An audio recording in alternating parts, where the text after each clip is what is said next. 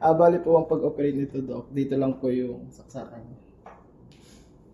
Ito pong trolley, sinasaksak po doon sa menu. Tapos ito po nakasaksak siya. Tapos po, ito pong pinaka-machine po natin, nakasaksak yung po sa may trolley. Tapos open lang po yan, Doc. Red lang, naka-red po siya. And pag open po natin yung PTX, ito lang po yung bubuksan natin. On lang po. Pag naka-on na po yan, yan na po.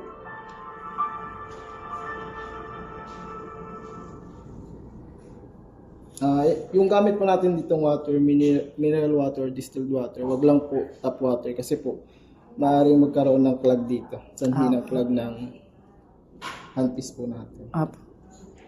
Tapos, yan. Ito po, airflow to, Doc. Clean, yung sip po, clean po yan. After use po, dapat always po natin kine-clean para po yung powder na na-stock po dito, ma-release niya po para po hindi mag-clog. Ayun, try po natin yung airflow, Doc. Yung normal po nito ay 6, tapos 8 po yung water, plus 2 lang po yung water. Kung 8 po yung power, 10 po yung water. Try na. Ano? Baso? Hindi po ito. Ito po kasi pinagtatry namin sa ano. Pang-stain. Ito, Doc.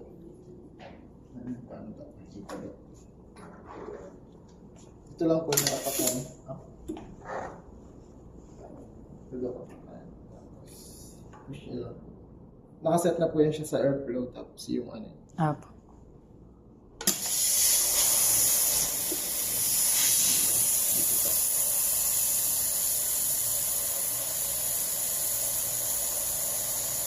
Pang stain removal. Yes po. Ito yung removal.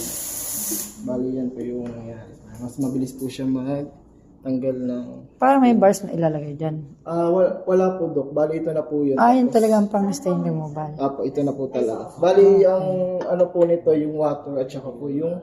Ganyan lang kataas lagi? 400 ml? Sa water po, ano po, kung isang patient lang po, kahit ganyan lang po kadami. Okay. Tapos dito naman po sa powder po natin, yung minimum po niya, ito pong puti. Saan po kami kukuha ng powder? Ito po bali yung powder niya, Doc. Hanggang dito? Hanggang dito lang po, one patient po. Okay na po yun sa minimum niya. Yes. Yung nasa line. Yan po. Okay na po kayo. Tapos, yung pag-adjust po ng ano dito, Doc, depende po sa case ni patient. Kung malala po yung case ni patient na ano, sobrang ano, mama, dito lang po yung adjust niya po. Tapos bawas po. Hour. Water po yun. Baka. Yung plus to ang water. Okay. Tapos, Doc, pag naubusan po kayo ng powder, tapos gagamitin nyo po, huwag nyo po i-direct na tanggal. Always po na, patayin po muna natin bago po natin refillan ng powder. Okay. Pag re-refillan po, patay lang. Diba? Ikaw ang nagulat. Ikaw ang nagulat. Kasi may ano po siya, may pressure siya. Kaya po, bawal nakabukas. Tapos po sa pagtanggal lang, ganyan lang po siya. May nakalagay naman po indication. Tapos open lang po natin. Hindi mabilis basa. Hindi naman po. Open lang po natin. Tapos lagyan na po natin ng powder. Refill lang po. Balik. Hanggang doon. Opo. Paraan mo ako dyan. Tapos sa paglagay, Doc, may naka-indication naman. Yan yung ano niya, arrow na block. Kasi Tapos, push niya. Yan, as pagtanggal ulit. Ganun lang din po. Tapos po, Hindi mabilis mabasag yan, sir, ha? hindi naman po. Pag push niya naman po, may tutulog naman yan. Yan po. Okay na po yun. Tapos dito naman po sa bali open. On ulit. Ba't hindi po kayo magdidrain ng compressor? Apa.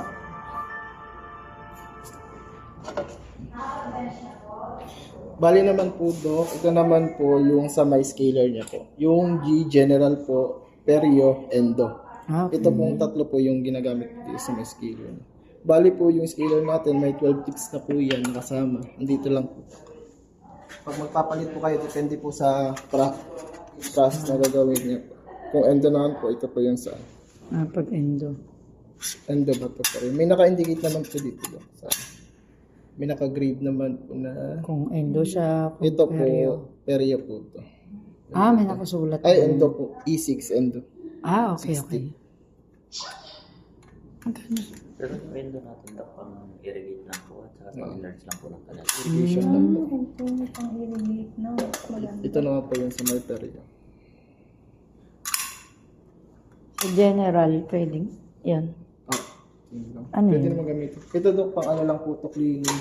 Ito po yung nangyayari sa atin pag hindi po natin kiniklean yung airflow po tuwing ginagamit. Kasi po nagkakaroon ng flow siya. Pag gano'n na po nangyari, ang ginagawa lang po namin, nagka-clog po siya dito. Ganito po yung paglinis po. Kunin niyo lang po ito. Kahit ito pong maliit. Tapos po, sa pagklinis na po na ito, ganito lang. Pasok niyo lang po. Tapos ganyan lang po. Ikot lang. Okay, para mawala yun. Para mawala lang po yung clog. O kung sa loob naman po, Dok, ito po. Ang malaki. Sa malaki. Parang tiles. Files lang po siya. Pasok lang. Dito pa. Pasok lang, Dok. Diyan po sa may butas. Tapos ikot lang po. Butas. Para po hindi magkagalan, Dok, always clean na lang po after use po. Sa ano din Pero po, siyempre, naka-on. Ano? Pag magki-clean, ano po? Naka-on to. Pag pwede magki-clean. naman po, Dok. Wala namang problema pag tinanggal, alis po yan. Tapos po, isa rin po sa pagkakaroon ng damage nito na clog yung sa ano po natin, compressor. Dapat po always po tayo drain. Kasi po pag napasukan ng tubig po to, dito po pupunta. May filter naman din po yan dito sa may likod. Ito po. Filter niya sa likod. Yan, paano po tatanggalin yan? Po, hindi po, ano nyo lang para po mapunta yung water. Parang katulad sa chick. Apo. Sa chair lang. Ganun din lang. Same lang. Natanggalan nyo na. Opo. Push nyo lang po yan para Push. punta po dyan yung moisture. Okay. Para mawala yung tubig. Yes po. Anong tawag dito, sir? Airflow po, PTX. Siguro ginto. Tatanong ko kay sir. Doon sabi nila. Yun, Dok. Bali, ito naman yung sa adjacent din sa scalar po, power na general po. Ano po yung madalas na power? 6 lang? Pag normal po, opo, 6 yung... Tapos plus 2. Depende po kasi. Pag matinding stain, hanggang ilan? Hanggang Power? 12 po ito, Dok. Yan. Hanggang 12 naman po yung water at saka power. 14. Ay, hanggang 12 lang din yan. Ito, Dok. Magana. Anong wala? Naka-ating air po, sir. Naka? Airflow. Ay, airflow naka. Hindi po naka. Mas ilan pala. Dapat nakagana. Dapat po naka, hindi po gagana pag nakaganyan o kaya po dalawa yung nakataas. Okay. Yan po naka-wire. Dapat po isa lang yung... Ang pinagalitan ka pa. Do not pick. Kung ano po yung gagamitin nyo lang po yung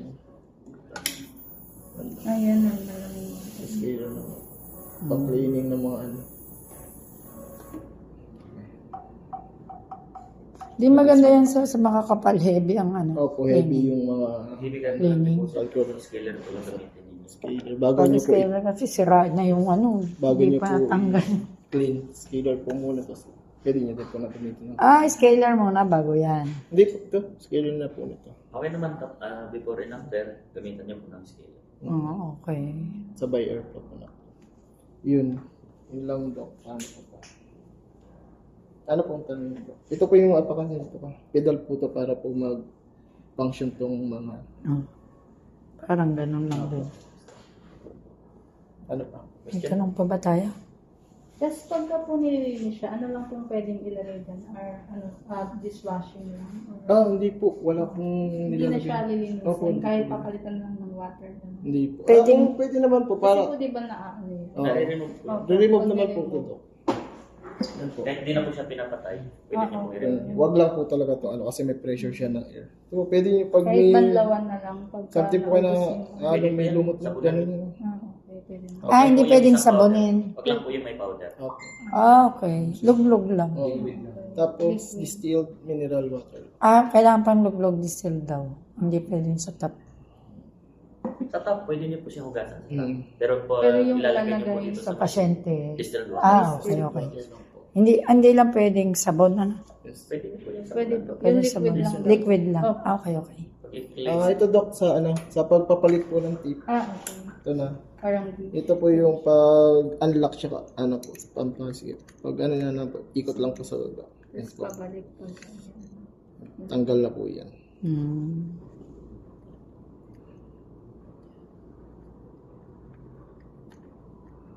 mas maganda to kung maglalagay kayo ng tips, mas i-manual nyo po muna. Okay. Kasi pag gagamit na po kasi kayo ng wrench, mas mahihirapan po kayo ipasok. Oh. Kung naka-manual na po, then sa tingin nyo mahigpit na po sa kamay, saka nyo po gamitin Sa yung wrench. kahigpitan. Okay. Dito na po pag lalagyan niya na po yun, ikutan niyo siya. Mm-mm. Pag-unlock yung pinakita ko kanina. Up. Tapos, para sure po kayo na Pasisipan. kasi nakalock na po talaga siya. Yun po pasok niyo lang. Wala po. Yung wrench po natin, Dok, naka-torque na po yan. Mm-mm. Yun daw. Tanong pa. Wala na.